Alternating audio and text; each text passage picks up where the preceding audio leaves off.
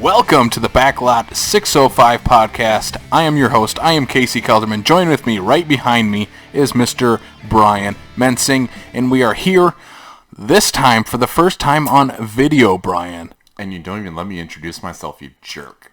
Introduce yourself. How's it going? I'm Brian Mensing. Yes. Now they can see our faces. This could get scary. We lost all of our listeners already. This sucks. What did you do this for? I didn't do it. This is what the kids want. The kids want to see our faces. You want to see our faces? So that's what we're going to give them. So, this is our first episode on video, as you can see if you are watching this, obviously. If you're not, you're probably listening to this on a podcast service. And it confused as hell. Probably. Like, quit talking about the video. Just get to Tom Hanks movies already. Yes, and that's this week's topic. Tom Hanks! Talk Tom Hanks! Yeah, we are. We're going to talk Tom Hanks movies. There's a little movie coming out called Won't You Be My Neighbor. Tom Hanks, I hear, is crushing it in that movie. So, I mean, he crushes it in every movie. But we're going to talk about our personal 3 favorite Tom Hanks movies. Brian has 3, I have 3. We're going to discuss why we love them and why Tom Hanks is... I agree with Brian from a few weeks ago. He's America's dad. He is America's dad. He's America's dad. I mean, even when you see the stuff in the news about things he does, and it's never for the bad things. It's always, he happened to be running in through Central Park, and he saw somebody who was just doing their wedding photos and whatnot, and says, hey, do you want to take a picture? Because I'm Tom Hanks. Him and Bill Murray need to do just a nice guy movie. I think that would be pretty cool. Is Bill Murray a nice guy? Yeah, he does the same thing. He crashes people. I would assume he's being nice about it, but he crashes people's their photo sessions and engagement pictures. And yeah, I want Bill Murray to crash mine. Bill Murray can. Bill Murray, if you're watching, I want you to crash my wedding pictures. He's not watching. I know that. Or listening. Nope, he's not. Please, Bill, we like you. Bill, listen to us. We love you. If anyone knows Bill Murray, tell him what we want him on the show. That'd be pretty cool. All right, let's quit rambling. Let's get to what we usually do here. Let's kick it off with the box office for this week. There's a lot to talk about with the box office, and we'll start it off with the number 1 movie of the week, Ford versus Ferrari. $31 million opening weekend, blowing everything else out of the water for its opening weekend. And yeah, Ford versus Ferrari. I've heard nothing but great things about this. I didn't see this coming at all. No, you didn't? No. Are you being sarcastic? Really? If you were actually looking at me right now, you'd see the sarcasm on my face. Is there sarcasm? Yes. Sarcasm. I kind of am, but yet I'm not, because, I mean, it does have the name Ford and Ferrari. Not saying that it doesn't have a name behind it, but it doesn't have the film name behind it like a Charlie's Angels does. And we'll get to Charlie's Angels. But the Matt Damon, Christian Bale-led film, I'm glad to see it at number 1. It's been getting rave reviews, and I'm excited to see it yet. I haven't watched it yet, and I've heard great things. Our writer, Andy Erickson, said it's one of his favorite movies of the year. And yeah, and since we're getting towards the end of the year, that's saying something. Yeah, we're getting into that Oscar territory. I've heard some noms could be thrown out there for Bale and Damon in this movie. So especially Bale. We'll see. Christian Bale is kind of like Meryl Streep now. If he's in a movie, he'll probably get nominated. There's nothing wrong with that. Number 2 this week, Midway, pulling in $8.7 million. Sticking around in this top 5 after opening number 1 last week during a Veterans Day weekend. I haven't heard anything about this. What? Positive or negative? The only thing I see is you can definitely tell that the Veterans Weekend definitely had something to do with it, because you figure it's only week 2 and it's total is like 35 for the for the 2 weeks, which means most of it came last week, which means it's a pretty good dive. Maybe, I don't know, at least 55%? Yeah, it was 20 something last weekend. Yeah. I think it'll drop off steadily after, what's coming out this week, and we have some, big movies coming out. Frozen 2, I don't know. I don't know if that's going to be a big movie or not. Oh, like those whole Disney things? Yeah, I don't know if anyone likes those. Disney, Star Wars. Yeah, I don't know if anyone likes Frozen either, so. Let's go to number 3, and this is the big controversial story of the week as God. far as the box office goes. Number 3 is Charlie's Angels, $8.6 million.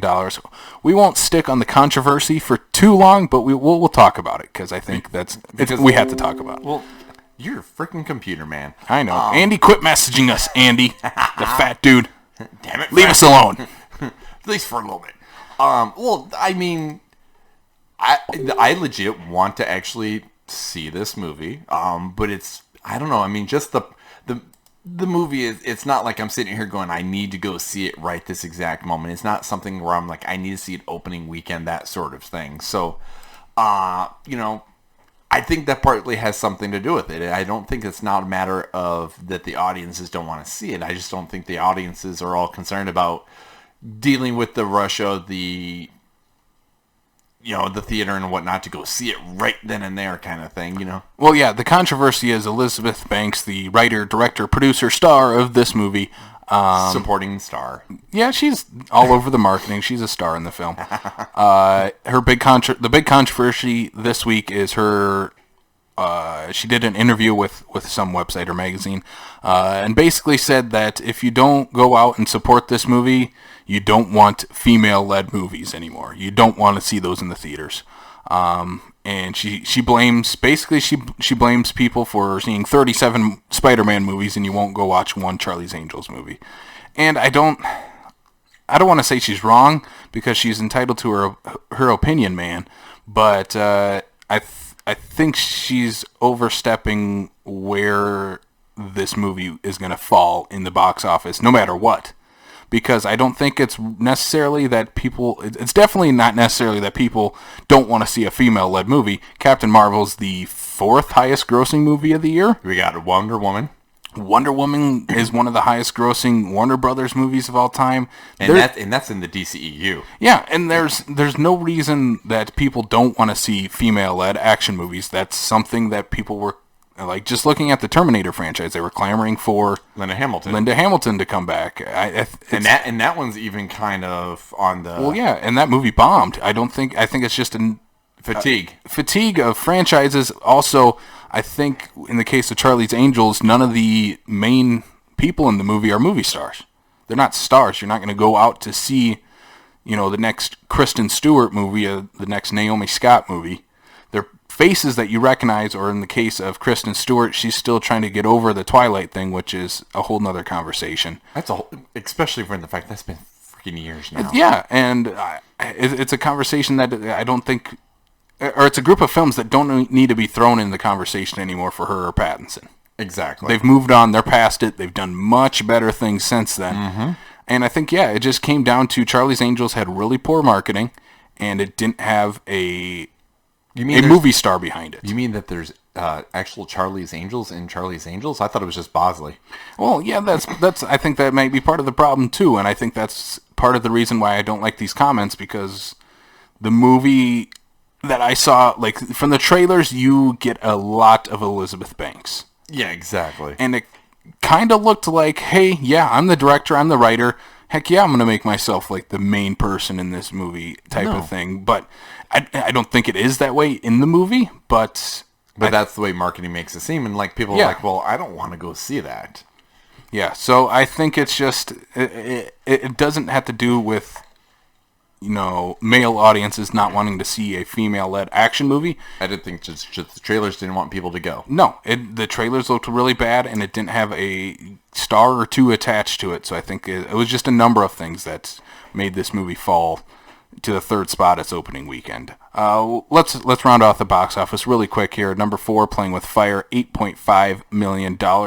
Moving down one spot from last week. He's holding strong, Cena is. Cena is holding strong in his poopy family movie. You know what? There's a lot of poop jokes. Sometimes you've got to make a movie that the kids can watch. I guess. He's not going to show his kids blockers. He should. Wait a minute. He should. Wait a minute. I don't think he's got kids. You just can't see them, Brian.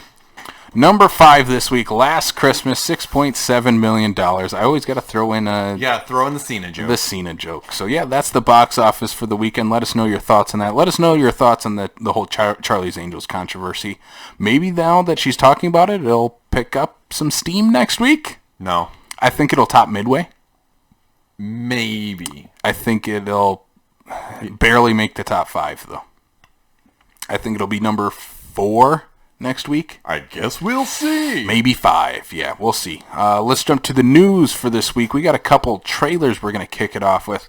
Let's start off with this one because it ties it a little bit into last week's topic and Charlie's Angels itself. This is the Blumhouse-produced film Fantasy Island, but it is not the Fantasy Island that you remember watching reruns of on TV Land like myself. I hate this idea.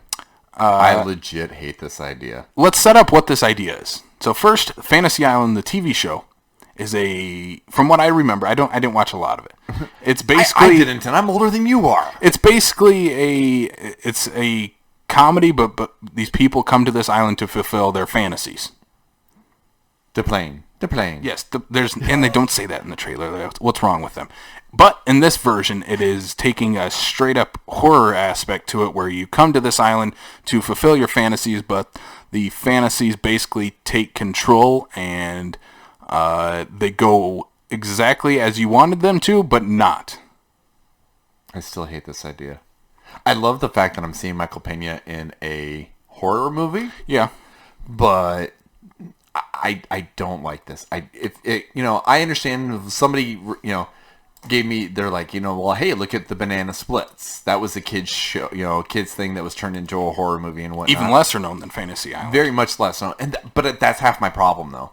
Fantasy Island is a well-known, TV franchise, and to have Blumhouse turn it into a horror, like when I first saw the trailer, I saw Blumhouse and I was like, okay, maybe they're trying to diversify a little bit and get a little bit out of the horror genre. Which they've done before. They did Whiplash. Agreed. Yeah, so they've done outside of horror. Right. And then all of a sudden it started turning right back into the curve. I'm like, okay, no. I want to see somebody yell airplane, and do its thing. And I expect to see this more of, I wanted to see this more of like a couple's retreat more than a horror movie. See, I'm on the opposite, but yet I feel the exact same way. But you also like horror movies, so I do like horror movies, but as far as what we got in the trailer, because I knew going in it's going to be a horror movie. I knew that already. But watching the trailer, it looks really bland. It looks really boring. It's stuff we've seen before. It looks cookie cutter. It does. Except for the location. And I think... Oh, wait. I still know what you did last summer was on an island. Look, we already made this movie. The Scooby-Doo movie was on an island. It's directed by Jeff Wadlow, and he did Truth or Dare, which was horrendous and laughable. Obviously, Blumhouse... and Blumhouse did it? He must have liked him enough to bring him back again. But yeah, that's going to lead to my problem, and we'll jump into this. I'll skip a little bit ahead into one of the other pieces of news because it's going to tie right into it. Fantasy Island will end up being PG-13. You can tell from this trailer it'll be PG-13. Really? You think so? I know so, yes. Because of, one, they have a Disney Channel ABC star, this Lucy Hale. She was on that Pretty Little Liars thing. Not the first time that we've had a Disney star in an R-rated, No, but she was also in Truth or Dare, which was PG-13. Yeah. And it's her reteaming with the same director, same studio. I guarantee it'll be a PG-13 movie. I guess we will see. Yeah, and I wish they would have gone crazy with it. I think if you're going to do, say you're going to do Fantasy Island as a horror movie, go nuts with it. This was just cookie cutter. And I don't think that's the way to go. I think you should have went crazy, go bonkers, over the top, have Michael Pena be like this super eccentric guy. Like, all the actors in it take it too serious. I wish it was a little goofier. Again, I don't want to see this as a horror movie. I wouldn't want to see it like as its TV show version though either. But I would kind of want to mix the two, like have it a horror comedy almost. Because then you can have the plane. You can do the fantasy type of things. Then if that's the case, we've already made that movie again too, because we got Club Dread by Broken Lizard. I never watched it. But let's go to the next piece of news that I mentioned. I referenced. That is the Black Christmas movie is getting a PG-13 rating. We'll just briefly talk about it. It's not the death of this movie. It's the remake of a remake of a... Oh my god, really? We have to make this PG-13? Yeah, it's already... Yeah, it has a name behind it. It's our second remake of a beloved slasher movie. we'll wait. I still want to see it in the theater because one, it's a slasher movie and we don't get a whole lot of those. But now it's PG-13. I don't think that lends itself to the slasher genre at all. And this is where I'm actually kind of intrigued that you are kind of wanting to see this in the theater because you were kind of put off by the idea of PG-13 for Happy Death Day. And yet, at least for the respect of how that movie is designed, the PG-13 worked because the kills that would have put it over to an R rating weren't there because everything restarted itself. This, on the other hand, it's like, really, I mean, we know that R-rated movies can make money. We've had the news with Joker making over $1 billion worldwide on an R-rated movie. It's the number one movie R-rated on the planet, basically. R-rated movies can make money. Don't make them PG-13 just because you want a broader audience. It's going to ruin your movie. And a horror movie explicitly should be R-rated movies because there's death, mayhem, there's destruction, there's all those things that make it an R-rated movie. I think this is another movie that has a lot of controversy on the internet this week. I think that's most of what our news and box office is the controversy on the internet. Not talking about the meth in South Dakota, but Black Christmas. But we're on it. We're on it, guys. Don't worry. Black Christmas. I just think one. I dig the cast as Carrie Elway's in it. Imogen Poots is a fantastic actress, and the trailers didn't sell me. But again, it's not only did the trailers not sell me.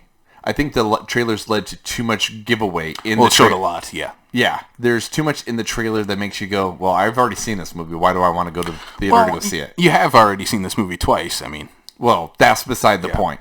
And if that be the case, then you obviously, there's certain things you leave to not put in the trailer because you want to spin it. You want to make it your own. You want to... What the fuck is Blumhouse thinking? Yeah, I don't know. Well, they're going to make money off both of these movies, Fantasy Island and Black Christmas. Because they're low budget. They're low budget. You can hit that PG-13. You're going to get even more of an audience. You're going to get that demographic that you're looking for in that 13 to 17, the high school age range. This is who's going to go watch Black Christmas and Fantasy Island. And you might get those people that know those titles to come in too, and that's just a plus at that point. So we'll wait to see what these movies actually end up being with the final product, but I'm not excited for either one. No. Let's talk about another movie Brian is definitely not excited for. I am upset for more than one reason. For the new trailer for the animated Scooby-Doo movie, Scoob. Brian, why are you upset at this film? Well, for one, and this is not to take away from the person that is voicing the character, but Will Forte's Shaggy, absolutely, I hate it. And I get after thinking about the trailer and that, that there is a younger aged version of the Scooby-Doo gang in this whatnot, and maybe Shaggy hasn't puffed enough marijuana to get his scruffly voice. But no, that's exactly what I'm expecting to see out of Shaggy. He seems like the kind of guy where his character has been a scruffy, voice ever since he was, an infant, since he started talking. I'm on the fence about the much talking that Scooby is doing, as opposed to just kind of more of the pantomime that we're used to. But just overall, I don't like this. No. I'm not necessarily indifferent. I'm leaning more positive, definitely, than you are. I think it looks fine.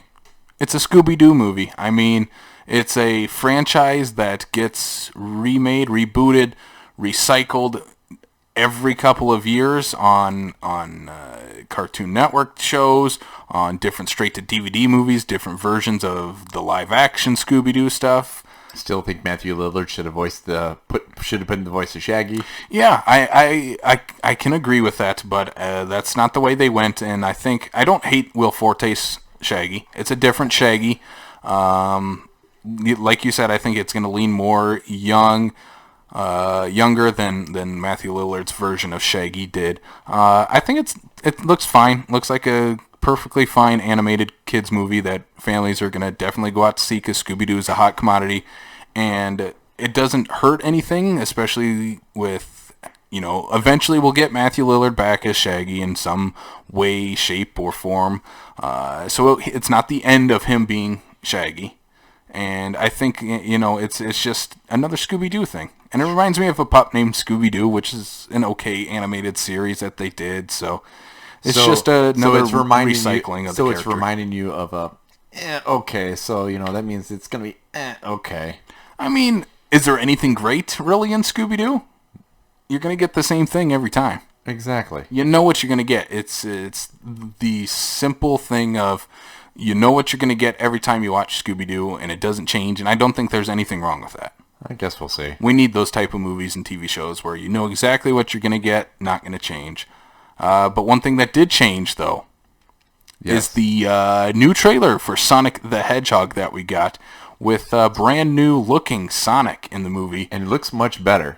It does not. The movie does not look any better. Sonic looks much better. Sonic, not the movie Sonic. Yeah. However, I did see something on Twitter here, actually earlier, just today even, which proves to be a very valid point.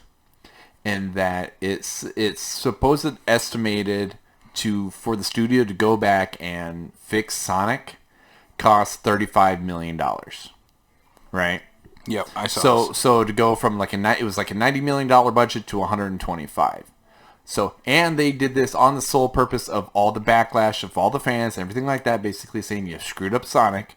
So I do give credit to the response that I saw was that, hey guys, the studio went through the effort to do this because this is what you wanted, to the point where now this is the point where the fans need to be going to see that movie to support the change that they made, basically. Now, do I agree that this is a movie that's 20 years too late? But for every single person that was on the internet flaming them and bitching about it, now that they have fixed it, should go to the movie to go see it and support it because they went through that effort. They listened to the fans and they fixed it. You can't fix something that's already going to be bad, though. That's all I have to say. He looks more like Sonic that we all know. Yes, I agree. Doesn't change how shitty this movie looks, though. I'm not disagreeing. That's all I have to say on it. I don't really know. I don't care. I don't really care. It's gonna flop at the box office. That all that CGI fixing is gonna be for nothing because no one's gonna go watch this movie, and we're gonna forget about this movie in 2 years. 2 years, huh? Max. Yeah. I mean, one lonely person be like, yeah, the Sonic the Hedgehog movie. That movie ruled. That movie ruled. Let me get Sonic 2. I signed that petition to change Sonic. I felt so cool. Yes, something tells me there was no petition that was needed to get them to go, maybe we should do that. They should have just left it because the movie's going to flop anyway. They just wasted $35 million on that. I guess we will see. So, on to the next thing. It is confirmed that the original Ghostbusters will return in the 2020 sequel, including Bill Murray, Dan Aykroyd, Sigourney Weaver, and Ernie Hudson. There you go. No Rick Moranis yet. And we probably won't get Rick Moranis. We probably won't get Rick Moranis, but I will say this. If somehow, some way, shape, or form, Reitman and the original cast somehow convince him to come out of retirement to reprise his role, I will be there day one. I will take off work to go make sure I can go see that movie if in the event that they get Rick Moranis to reprise his role. Because are you saying you wouldn't go watch it? No, I probably will go see it, but it's not like I would be like, okay, well, I need to go see opening day. I might wait a little bit, maybe draw it on, because there's going to be a lot of fanfare for this. There really is. And I really do want to see it, but it's like, if you get me Rick Moranis, I will be there on that, probably like that Thursday. Be like, I'll figure out a way to go. Yeah, I think this is just confirming what we already expected to happen. Yeah. We already figured that the Ghostbusters would probably be in it. They were in the remake from 2016, all of them. So it's not a surprise that they would come back now to reprise their roles in the official third Ghostbusters movie. Correct. I'm excited to watch it because I think it's actually going to be something a little different. It's not going to be retreading the first two movies at all. It's going to be about these kids finding the Ghostbusters gear, so I think that's cool. And I think that this is definitely going to be a passion project for Reitman, being that he's taken over for his father. Well, yeah, if anyone's going to know the source material, it's going to be the guy that was literally there when he was a kid watching his dad make the first one. Yeah, so, the original Ghostbusters return for Ghostbusters 2020. I hope they keep that title, because I like that title. I could take it. It's better than Ghostbusters 3. I like just Ghostbusters 2020. Yeah, but how do you get the ghost in the little Ghostbusters logo to do like a 2020 if he can't, he can grow other hands. He's a ghost. He's over there like trying to make gang signs and stuff. Yeah. Let's move to the next piece of news that we got here. The Rock has finally confirmed a release date for his long-anticipated Black Adam movie. Boom! The movie is set to come out December 22, 2021. And Mr. getting all hot and bothered about how the heck he worded his... Just the way he worded it. Because, one, it completely changes my thoughts of what this movie was going to be to something completely different. Just the way he worded it, it was basically he grew up loving Superman, but he knew he could never play Superman for reasons or one reason or another. But he's Samoan. Yeah, I mean, I'd still want to see him as Superman. That'd be cool. That'd be like an Elseworlds, but continue. I'd be all for it. But yeah, basically in his announcing of the release date, he said that Black Adam is the superhero he's always wanted to play. He's not Superman, where he goes by the beat of his own drum, but he's still a superhero at heart. So, which he's not. He is a supervillain. Now, hear me out here, though, because I was actually talking to my buddy about this here earlier when this news broke. Okay. He is the original champion. He starts out good, who basically changed his past when he was the champion back in like ancient Egypt. At least that's my understanding. So he starts out good and becomes evil. So we don't know when this has taken place yet. So he could still be the good guy. He's going to be the good guy throughout this movie. Yes. There's no way they're making The Rock the bad guy at this point. After what he said in that, no. Yeah. It's all of, I want to play a superhero. I don't want to be Green Lantern, because there's so many other Green Lanterns. I want to be the one, the only Black Adam. And it's just a vehicle for The Rock to be a superhero. It's just fine. It's fine. I would rather see him take on Zachary Levi's Shazam, though. I think that'd be a much more interesting take on the character of Black Adam. And to see The Rock as a villain would be cool. Like, he's played the hero so many times now. Well, and who's to say that we're not going down that path? I mean, you're absolutely correct. We don't see The Rock ever playing a villain and whatnot. He's definitely a people's champion type of... Literally a people's champion. But, is to say is that, maybe this is going to be that vehicle for him to get to a Shazam versus Black Adam, to have Chuck versus The Rock, and, maybe that's what's going to be eventually in the pipeline. I don't think it will. Maybe we can get Zachary Levi from Stop Doing TJ Maxx commercials. I think if they eventually meet each other, I think they'll fight and then team up to take on a bigger villain. I guess we'll see. We'll see. Black Adam, December 22nd, 2021. The Rock only has 5 movies a year anyway, so let's just add one more. Because that's what we do. Next piece of news that we got here, Beverly Hills Cop 4 is coming. It will be coming to Netflix. Netflix has acquired the rights to Beverly Hills Cop 4. Eddie Murphy is set to return for the film, continuing his relationship with Netflix. It's almost like he did a big, huge movie that's getting huge praise on Netflix, and Netflix is like, "Hey, Eddie, we got some more of this Netflix money. Do you want to do Beverly Hills Cop 4?" Yeah, I think this... And I'm okay with that. Makes sense, yeah. I'm okay with it. Dolomite Is My Name is one of my favorite movies of the year. Eddie is finally giving two shits again, which is nice, because honestly, I can't remember the last movie that I saw Eddie Murphy in where he actually cared. Pluto Nash?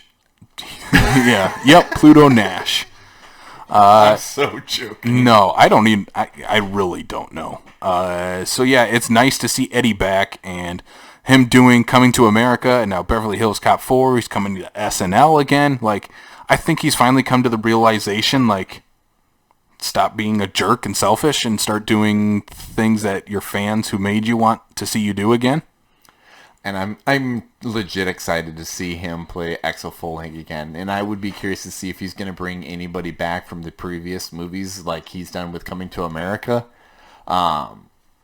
I am fascinated by this news, and I can't wait to see how this is going to progress. Yeah, I'm excited to see it. I think Netflix is a perfect spot for it. Honestly, I don't know if it would make a splash at the box office otherwise. Well, no, that's theaters. why I don't think it would. No, I think there's been too much time, and I think Eddie Murphy's not the bankable star that he was when he was doing the first couple Beverly Hills Cops. Yeah, I think Will Smith took that from him, and even Will Smith isn't even the bankable anymore. No. So, no, I completely agree. I think Netflix, or at least some sort of streaming service, Amazon Prime, Netflix, Hulu Original, whatever the case is, I think that's going to be the better vehicle for this particular movie to be able to hit the mainstream. So I completely concur this is where this should go. The only thing I ask of, and this is on Netflix's part, is to do something that they didn't do with Dolomite Is My Name. Put all the Beverly Hills Cops movies on Netflix when you drop Beverly Hills Cop 4. So for people who haven't ever seen a Beverly Hills Cop movie, they can catch up. Maybe. With Dolomite Is My Name, there's no Rudy Ray Moore movies on Netflix. There's no Human Tornado or Dolomite even on Netflix, so you have to go to other sites to watch those. Well, who's to say that maybe they didn't try, but current contractual agreements say they can't. But Netflix has money. Yeah. Contracts cost more money sometimes. I'm just saying. That's just a little nitpicky thing I hope they can do with this. It's just like I've seen all the Beverly Hills Cops movies.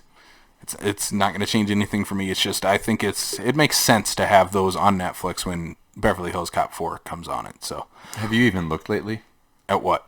If where they're at by chance? Beverly Hills Cop? I have no idea, but it'll change by the time Beverly Hills Cop 4 comes out. Oh, probably.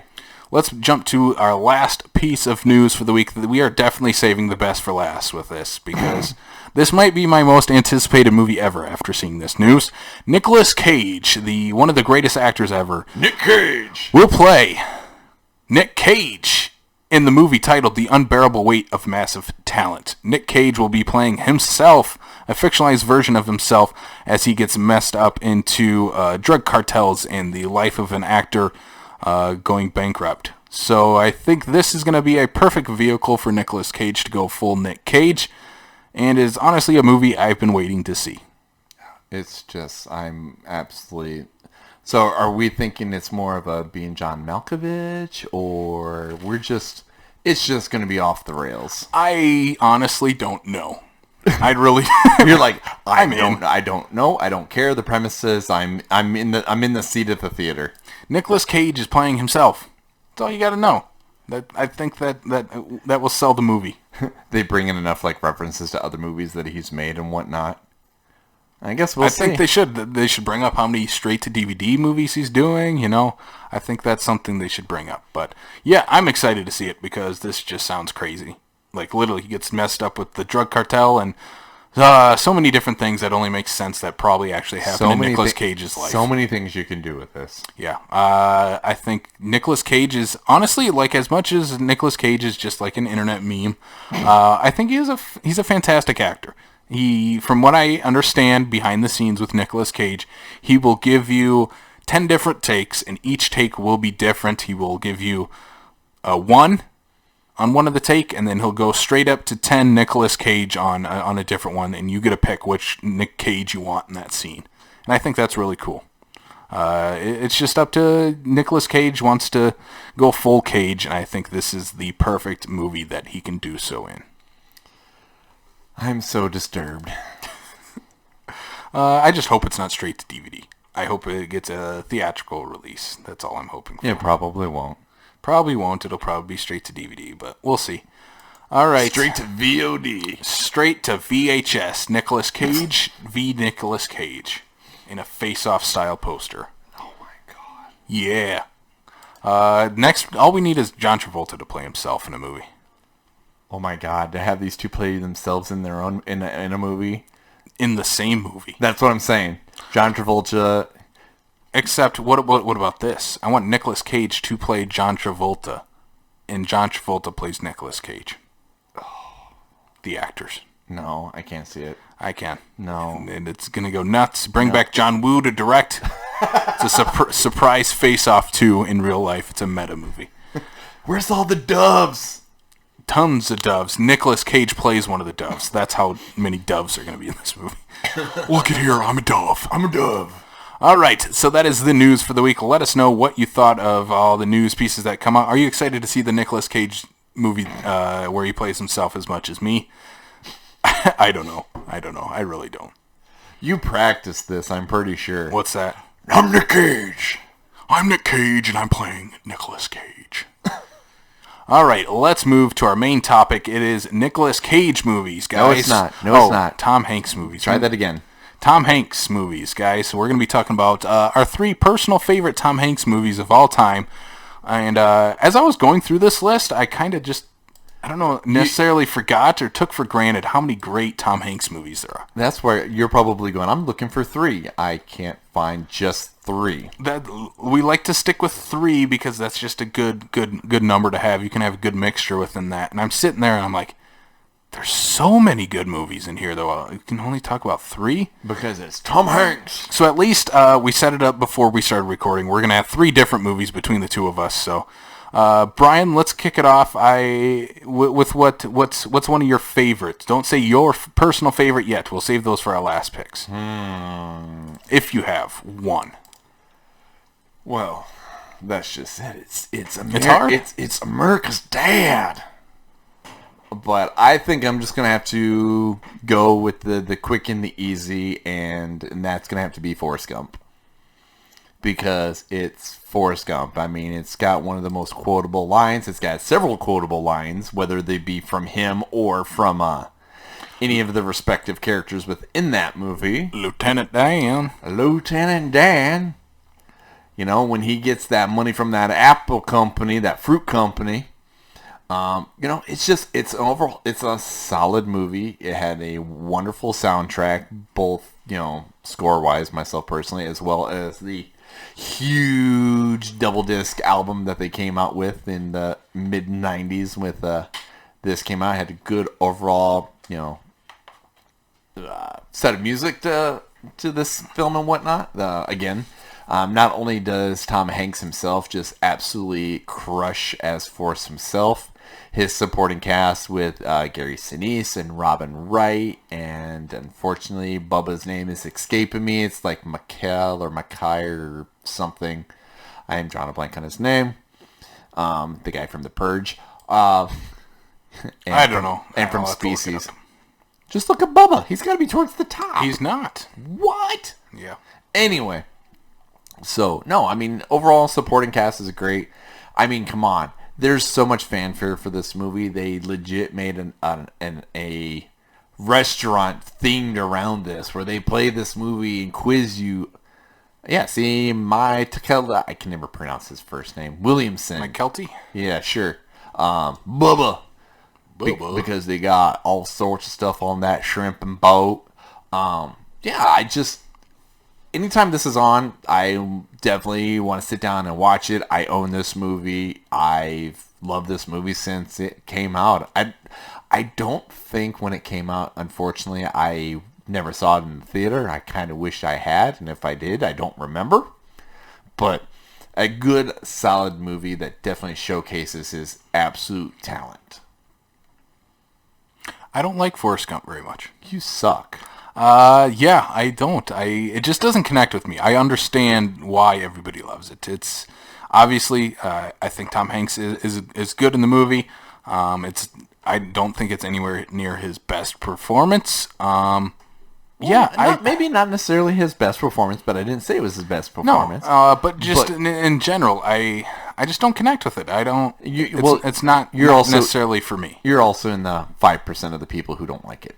I know one other person listening to this right now that I know also agrees with me. Who? Blake.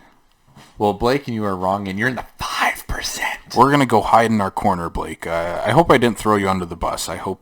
Oh, he totally threw you under the bus. He literally picked up the bus, threw you under, and it dropped it back on you, like Superman style. I think Forrest Gump is fine. It's a fine movie. I think it is a perfect crowd-pleasing movie, and it has all the great quotes from it. I think the stuff in Vietnam is the best part of the movie. I kind of wish that was the movie itself. With him, with Lieutenant Dan and Bubba. I think that should have just focused on that.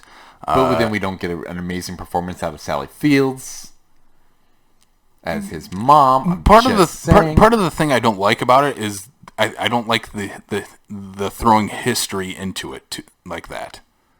Like, I think it's a little hokey that you throw in Elvis and him playing football, and he's part of Vietnam, and he goes to Woodstock, and he meets the president, and I think it's just too much in one movie. Yeah, but you have to understand. I mean, if you look at this movie, you blatantly can tell that there's, in terms of Forrest's character, there's something just a little bit off about him. Yeah, he doesn't fully understand the situations. But what I'm saying is that this just gives good plight to say is that just because, for whatever reason of essentially your mental capacity, you can still strive to do great things. That no matter who you are, you can still do good things. So that's where I think that there is a deep meaning in that, just because I'm there's something a little bit different about me, I can't be a war hero. I can't be a ping pong champion. I can't, walk across the continent just because I can, that sort of thing. There's a lot of things about this movie where you sit there and go, hey, you know what? If Forrest can do it, well, dang it, so can I. If Forrest can do it, I can do it. Yes. Yeah, it's just a little much for me. I know I'm in the 1% minority. I don't think it's 5%. I think it's I'm looking at Rotten Tomatoes. It's 95 audience. So I'm giving you 5%. I'm giving you the 5. I'm giving you the 5. Cool. Very cool. There's even a joke about it in This Is the End that Jay Baruchel doesn't like Forrest Gump either. So at least I'm in that. He's in our 5%. He's also Canadian. He doesn't understand America's dad because, America's dad is American.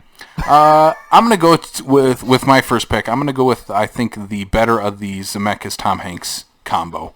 I am going to go with Castaway. I think this is a better overall one. I think it's a better directed film and a stellar performance by Tom Hanks. One thing people talk about how it's Tom Hanks in the volleyball. That's all this movie is.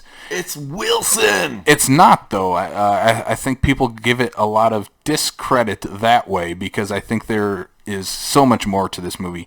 It opens up with Tom Hanks. He plays a FedEx worker, and basically he ends up crashing on this deserted island, and it's just him and these FedEx boxes that land on the island, and that's all he has to try to survive on for years. And spoiler alert, once he eventually gets off the island, which is actually a big part of this movie that I didn't think was going to be there the first time I watched it, Helen Hunt gives a very good performance in this movie as well. Tom Hanks just crushes it in this movie. It is this movie is about his character, and one of my favorite things about it is throughout the film, you get the Wilson stuff, which is, of course, the most famous part of it. But I think the thing that sticks out to me the most is that he's a FedEx employee, and there was all these FedEx packages that were going to go to these different people that never got to them.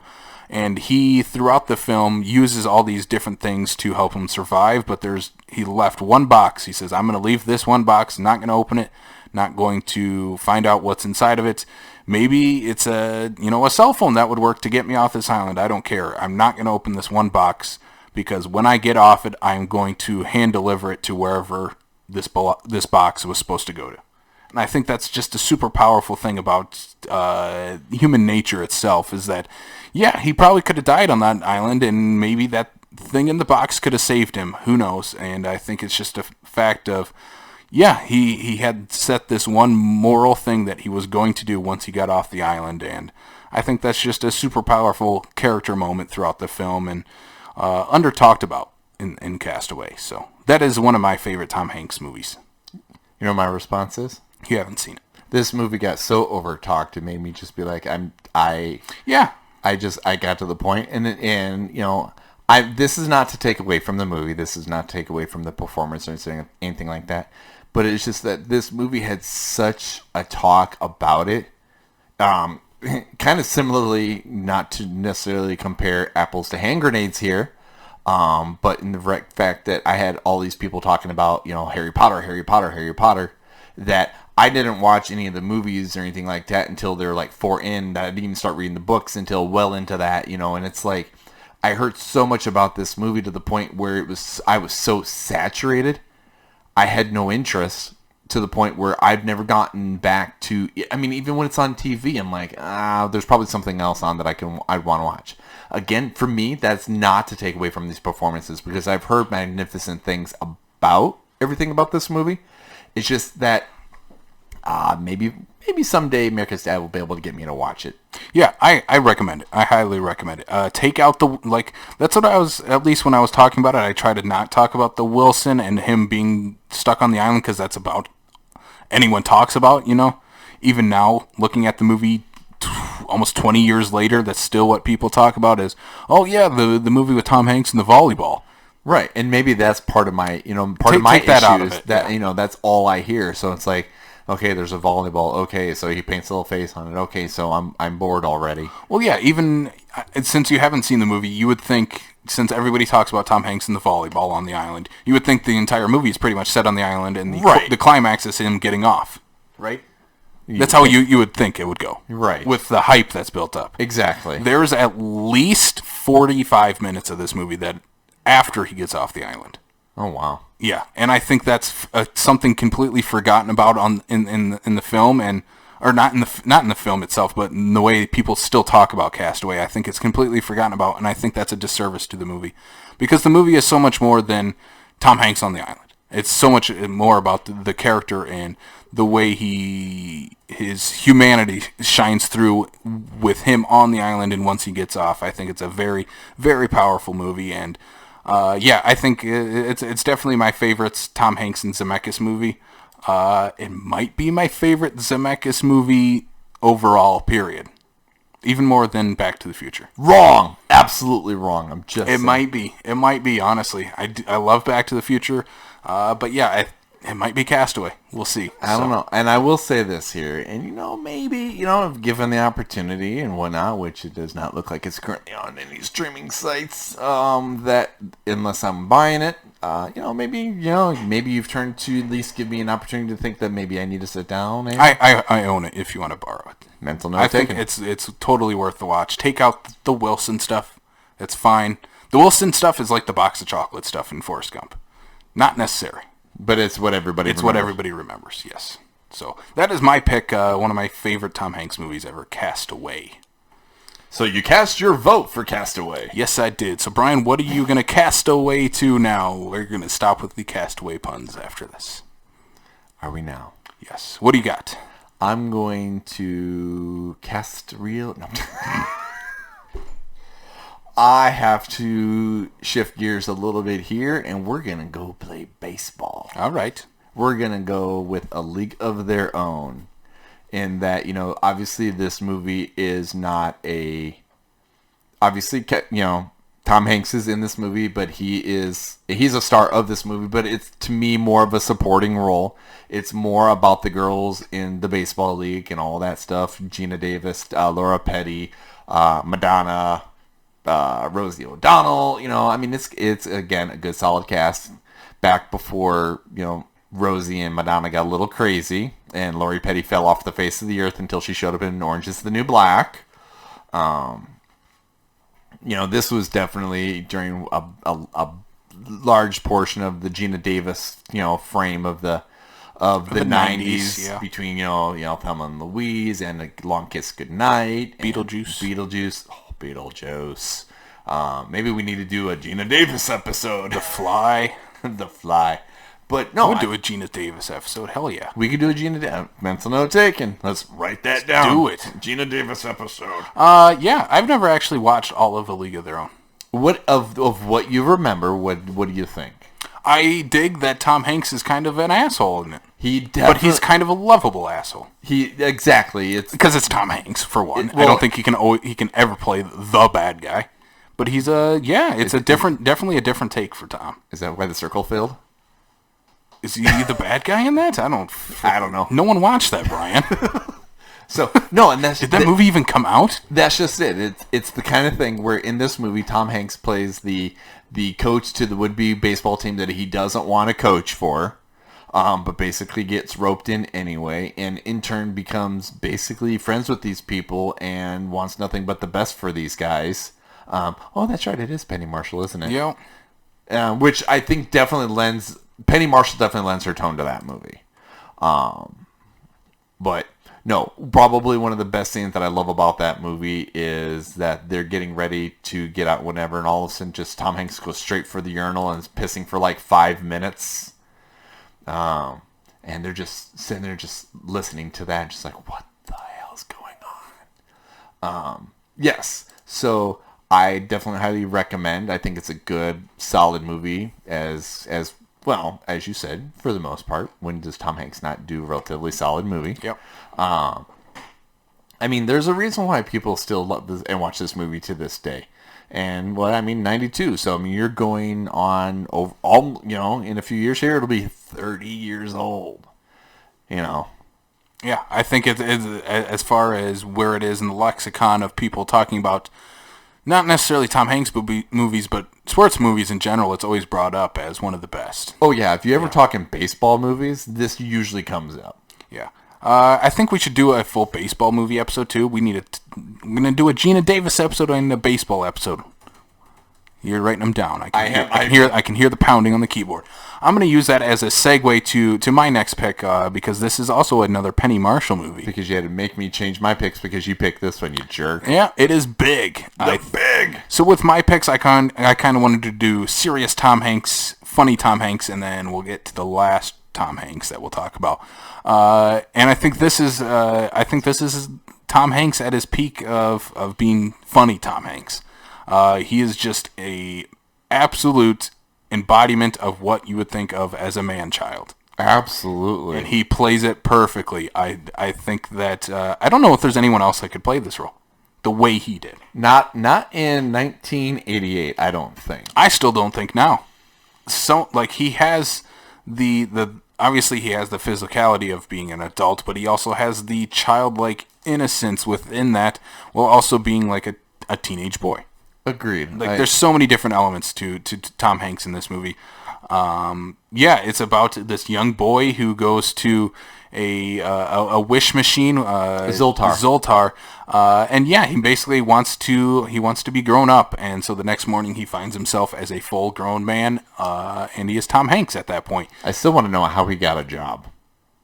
Because I think because it was the 80s, we didn't do background checks. They didn't do background checks. They didn't need social security cards or anything like that back then.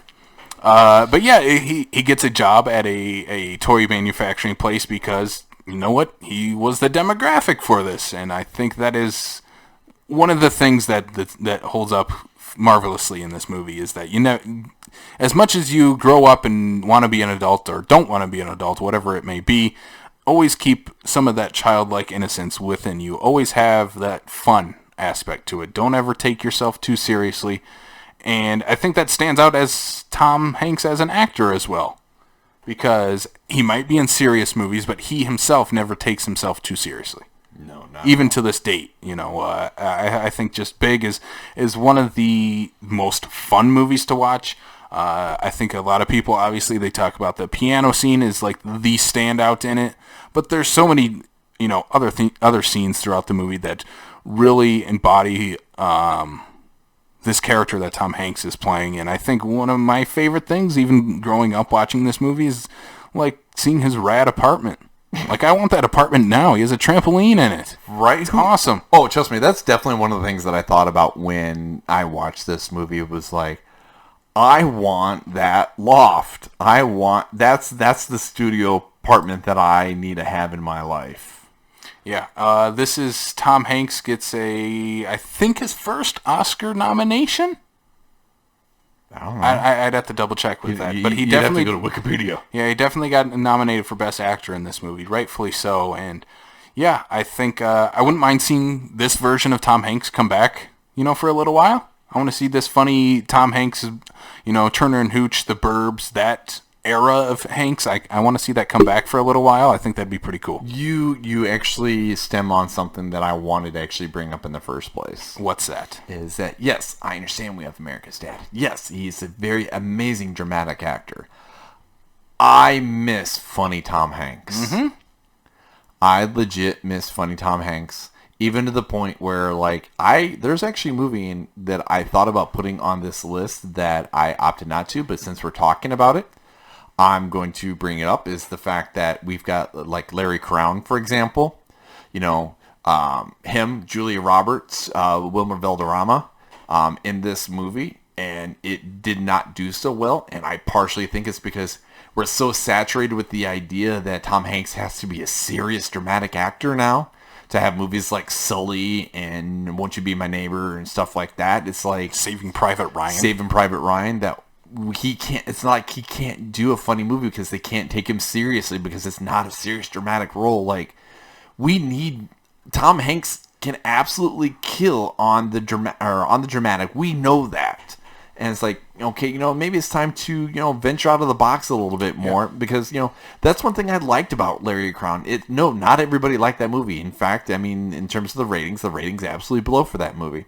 But I loved the fact that it was funny. It was humorous. It was something that was out of the norm for both of these two people, you know, and the fact that, you know, the motorcycle gang that he gets, you know, part of, whatever, by motorcycle, I mean, they all drive mopeds, you know, and it's just, you know, I miss good old fun Tom Hanks from the 80s. Yeah, I've never watched Larry Crown. I'll have to go and watch it. I saw this in the theater, in fact, actually, and just because, like I said, I mean, when you think of Tom Cruise, holy shit, Tom Hanks, yes, and Julia Roberts, your mind is probably going, well, this is going to be a serious movie. They're both great dramatic actors. And yeah, Tom Hanks in 2011. Yeah, you could see that. Yeah. So, I mean, like, for instance, he did Lady Killers. That was also a bomb of a movie. But, you know, at least he was trying something different. But just as of late, it just is like, no, I can't do funny. I have to do serious. Yeah. So, let's go to our last movies here then. Is it going to be a serious Tom or funny Tom? The Burbs. The Burbs is your final pick. Well, that, and I had to change it from Big Jerk. That's all right. Well, let's talk about The Burbs. It's The Burbs.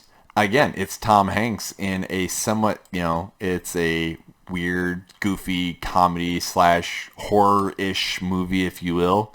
You know, I definitely put it under horror comedy. Yeah, horror comedy. Looking at our Killer Countdown horror comedy list. But, I mean, you look at, oh, that's right. Hey, look at there. But, I mean, if you look at, you know, and look at this, you know, just off the top of my head, we've got, in a Tom Hanks movie, we got Carrie Fisher and Bruce Dern and, oh yeah, Corey Feldman.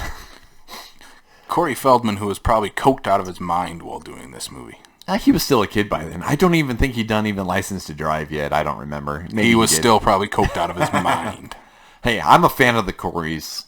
I am too, but it doesn't take away the fact that he was probably coked out of his mind. Maybe. You also have Dick Miller, who needs to be in every 80s movie. True that. Yeah. The Burbs. I dig The Burbs a lot. It made our Killer Countdown list of the greatest horror comedies of all time. Where did it hit, though? Tell everybody, where did it hit? You don't remember. Like top 5. And much to... You have 8. That wasn't much of a throw out there. I could pull it out. I have my notebook here, actually.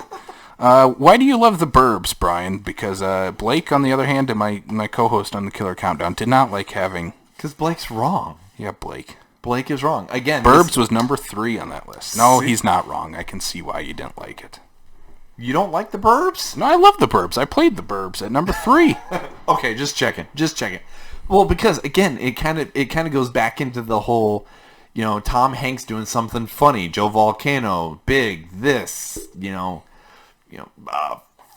all those kind of goofy, you know, it's kind of like Michael Keaton too. Michael Keaton, it's like, hey, you remember some of the weird goofy shit you did back in the 80s? I want Multiplicity Part 2. I want Mr. Mom Part 2. Yeah, there's Beetlejuice Part 2. That will never happen. No, but The Burbs, like, he has so much energy. You just feel it through the screen. Like Tom Hanks in this movie. He's literally like coming through the movie. The anxiety level literally permeates from off the screen. Yeah, so basically, I guess we didn't even set up the plot if people have never seen The Burbs. If they've never seen The Burbs, they're wrong. It's kind of a forgotten Tom Hanks movie, and as far as like Big is kind of the, no pun intended, the big Tom Hanks comedy. The Burbs is about this small suburban town where Tom Hanks lives, and in this neighborhood, he and his neighbors are convinced that this new family that's moved in as part of like this either satanic cult or doing some weird experiments in their basement, whatever it may be. They're pretty sure there's dead people, body parts in the garbage can. Yep. And it basically is about the manic anxiety and the madness that is thrown into living in suburban America, which I love. It's amazing. Yeah. Especially when you've got, like, again, Corey Feldman kind of, throwing fuel on the fire and whatnot, and always kind of poking fun at all of the neighbors and whatnot. Though I do remember... Rick Ducommun is great in this movie, too. I do remember, and The Burbs is on Amazon Prime, I'm just saying right now. I was rewatching this here a little while ago, and even it's been a little bit, and Bruce Dern gets up on the screen, and I was like, why does this guy look so familiar? And I realize it's been 30 years since this movie came out, but oh my god, I was like, oh my god, like, there's aspects of where, like, Bruce Dern is, like, aged well, and then there's other instances you look in and go, that's that guy, he did not age well at all. Well, I mean, he got 30 years older. I know, that's what I'm saying. That's when I put the perspective and realize, for my own age, how long it's been since this movie came out, to realize I was only 11 when this came out, and you were a twinkle in someone's eye. Yes. That I looked at this, to realize that was Bruce Dern, because I've got it burned in my brain so recently, because there's been this resurgence of him that I'm aware of anyway, of older Bruce Dern, to go look and go, why is that? Oh, shoot. Yeah, he's great in this movie, too. Oh, he's fantastic. As definitely the like ex-military neighbor with the 20-something bride. Yep. Yeah. If you haven't watched The Burbs, I highly recommend. Like, so many stereotypes are so utilized in this film. Yeah, and I think it works perfectly within this little neighborhood that they live in. So a little cul-de-sac. The Burbs. The Burbs. Is that your favorite Tom Hanks movie? I can honestly say, because of the catalog that is Tom Hanks, I don't know if I can give him a top overall number one pick. Whether you're talking live action movies or you're talking animated movies, because, well, frankly, he makes probably a whole crap ton of money sitting on his ass reading lines to a microphone. Hey, he's probably standing up talking into the microphone. Okay, maybe. Oh, he's Tom Hanks. Now, he's got like a recliner, and he's all like lounged out. And... he's jumping on the trampoline from Big. Heck recording his lines. I think I don't know if I necessarily have a number one, but this might be it. It might be pretty close, and maybe that's why I'm kind of alluding to not all of them are live action. Yeah, my last pick is Toy Story. We're gonna go Toy Story 2. Why Toy Story 2? Because there is 4 of them. I haven't watched the 4th one yet, but out of the original 3, it depends on the day which one is my favorite. If you would have asked me yesterday, maybe I would have picked Toy Story 1, or tomorrow I picked Toy Story 3 is the best. Right now, Toy Story 2. So I would maybe even spin it this way, Casey. What's that? It's Toy Story as a whole. Yeah. Because outside of that, even though, too, out of all of the stuff Tom Hanks has done, does he even have any other franchises? Is this literally the only thing he's done a sequel? No, he has the Ron Howard movies that he's done. Come on, Angels and Demons. And that's right. Okay, so he's got the Da Vinci Code movies. Yes. Okay, so he's got 3 of those, I think. Yeah. Well, yeah. 3 books. I think there's only 3 books. Don't unquote me. I don't read. National Treasure is better than those words. But I mean, it's Toy Story. Yeah, I mean, Toy Story is literally, like, when people say something is their childhood, this is literally my childhood. Like, Toy Story, I grew up on this. 1999, Toy Story 2 came out, 5 years old. I owned everything from this stupid movie. Which means you were 1 when the first one came out. 94. When did that? 95. 95, yep. Yes. Yep, so right around the perfect age to be watching these. And I think, like, one thing that really makes the Toy Story movies as a whole just really stand out is the voice cast. Tim Allen and Tom Hanks together, I think, is just a perfect combination. Again, this is not to take away from Tim Allen, because I enjoy Tim Allen. In fact, I really enjoyed Last Man Standing until I kind of fell off the TV grid. When the first Toy Story came out, when he was cast as Buzz Lightyear, Tim Allen was a huge pull, absolutely huge pull. Home Improvement Tim Allen. Home Improvement Tim Allen. Tom Hanks, obviously, 95, which means he probably recorded his audio for this long before probably around, Forrest Gump time. Because you figure, first Toy Story came out in like 95, but it probably took like 3 years to make because you're talking about antiquated, technology from, compared to nowadays, that sort of thing. That he probably had recorded that audio years before that movie came out. That to know that these movies are that first movie is 25 years old by the time that the last one has come out, almost 25. But the fact that we still have Tim Allen, that Pixar has banked on the fact that we are not going to replace. The only time they've ever had to replace anybody in the voice cast, they've kept to make sure that these characters stay consistent, is if somebody died. That's the only time anybody's been recast. Yeah. Now that I'm thinking about the Toy Story movies as a whole, maybe it's just on this day right now. I think Toy Story 2 is the best. I'm looking at it in terms of what the story is and what the message behind it is, because the first one is pretty simple. You need friends. Basically, that's you got a friend. You got a friend in me. That's the whole morality of the first one. I think what the second one does is go much deeper into the characters' morality. Yes. And that is crazy to talk about a G-rated kids animated movie about toys as a movie about morality. And even the third one goes into that. And I think that is just a testament to how great these movies are, because they're not just for kids. They're for kids and adults. There's so many different things that you can appreciate out of being in both of those age ranges. You're gonna like the humor in Toy Story, and you're gonna like to see the cool animation and cool action that they introduce here now in Toy Story 2. And then you go into the adult stuff with Woody figuring out he's based on this television series, and Buzz finds out who his dad is, and there's so many different things in Toy Story 2. That's why it's on this day is my favorite Toy Story movie. The one thing I will give you is that I cannot spell today. So in regards to the adults appreciate it, the kids can appreciate it and whatnot. It was, I don't know how many years later I'm rewatching these and whatnot, and the Toy Story movies were the movies where I finally identified on the idea of there is adult humor, but placed in a way into the movie that the adults will get it, but the kids will not. And the one that always comes to my mind is watching Mr. Potato Head remove his lips from his potato and proceed to kiss his own butt with it, because he's making reference to someone as a kiss ass. Yeah. And I caught that as a kid. Well, yeah, but depending on who you are as a kid or whatever the case is, you're not necessarily going to quite grasp what's going on and whatnot. You just think it's funny that he's kissing his own butt. Exactly. But as an adult, in the context of everything, you're like, ooh, he's throwing shade. Yeah.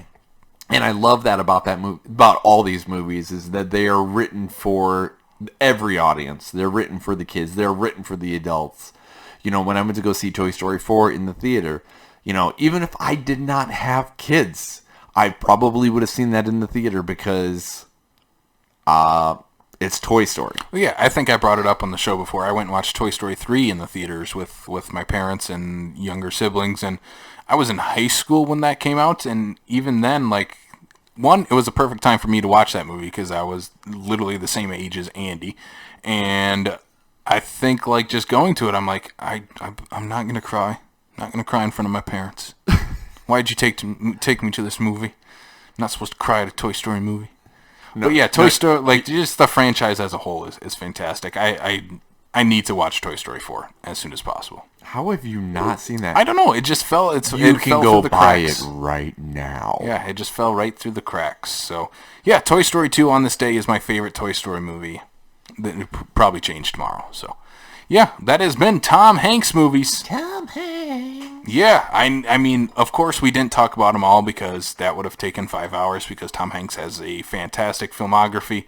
What? No. Yeah, and I'm not going to throw out honorable mentions because we just list off his filmography at that point. So Just start from the bottom, all the way back to Bosom Buddies. yeah, so yeah, if you're listening to this, you let us know what we should talk about or what you wanted us to talk about more. Let us know your thoughts on Saving Private Ryan. We didn't bring that up.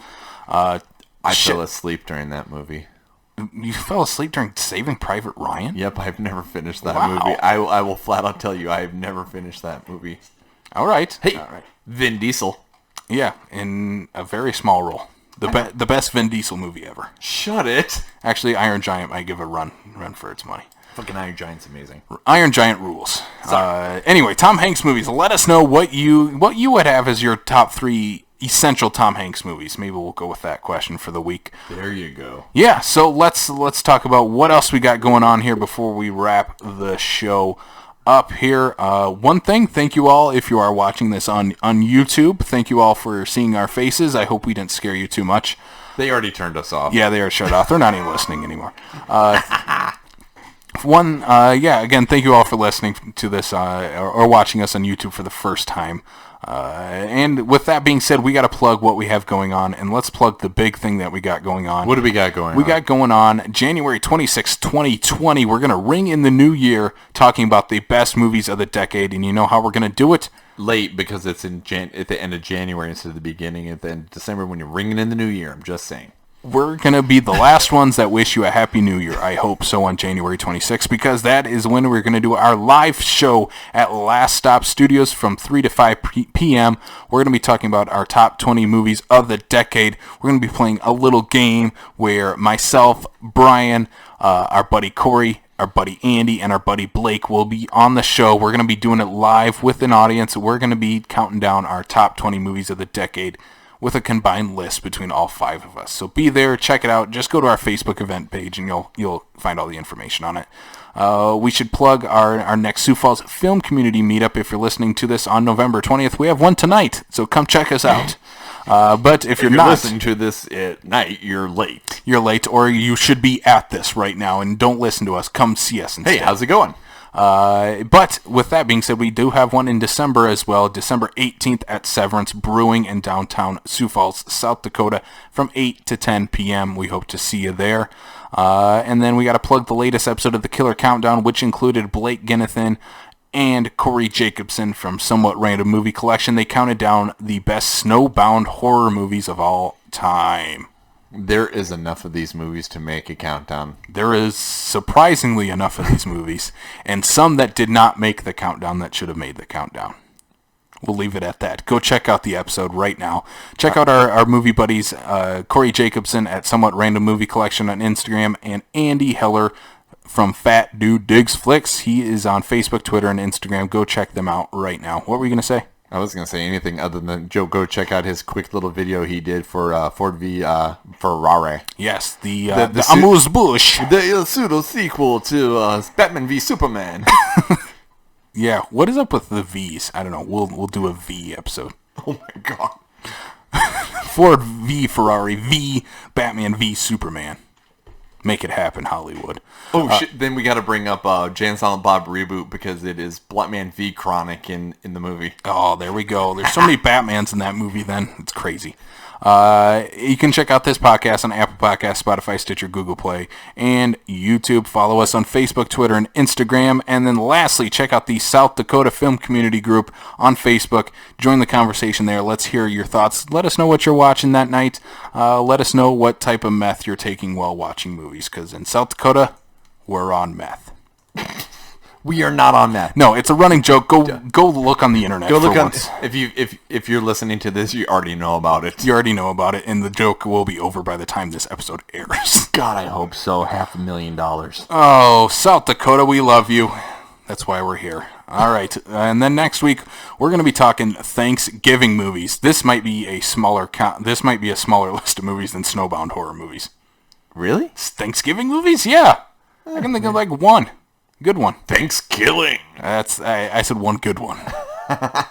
Yeah, we'll talk about some of our favorite Thanksgiving movies and maybe just movies we watch on Thanksgiving in general. They don't necessarily have to take place on the holiday. So thank you all once again for listening. And yeah, Brian, did I miss anything or is that it?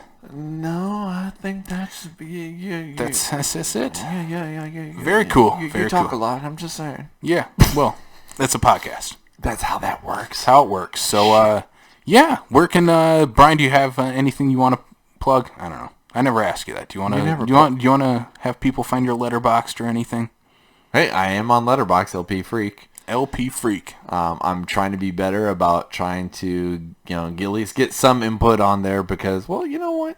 Why not, right? Yeah, I need Letterboxd to keep me on track of what I watch. Oh, otherwise I'll forget. After last year when we were doing like our movies for the end of the year, I'm like, I don't even remember what that. And I was like, I have Letterboxd, and it's something I had before, and I'm like, so I implore to anybody who enjoys movies and whatnot, use Letterboxd. It's per se a social media platform for movie nerds, reviews, what have you seen, lists, tags, whatever the case is. I'm still learning on how to be able to use it to my own advantage, but I mean overall, just from my own followings and stuff like that there's legit like social media like YouTubers and like legit like social reviewers, media outlets and stuff like that utilize Letterboxd for their content and whatnot. So if you're a movie nerd like us, you definitely want to use Letterboxd. I know Casey's on there. He himself needs to get better at using it as well. I put every movie that I watch on there. Yeah, you still need to use it. I write like a 1-sentence review. This trash. This movie sucks. This movie sucked. Put in a couple more words than that, I'm just saying. But otherwise, yes. So definitely check us out on Letterboxd as well. Yes, check out Brian at LP Freak on Letterboxd, and myself is just Casey Kelderman, because you're boring. Why not? And anyway, thank you all for listening. If you liked this podcast, maybe if you didn't like it, just leave a comment or a review on iTunes or Apple Podcasts, whatever. So whatever the heck you want to. Is this the part like when we're on YouTube and say, hey, subscribe below? Yes, smash that subscribe button, hit that like button, and make sure you hit the notification so you know whenever we drop a new video. We're not going to be those people. Just thank you for listening and watching us. I don't want to be that guy. So anyway, Brian, until next time, we'll see you guys on the backlot of South Dakota.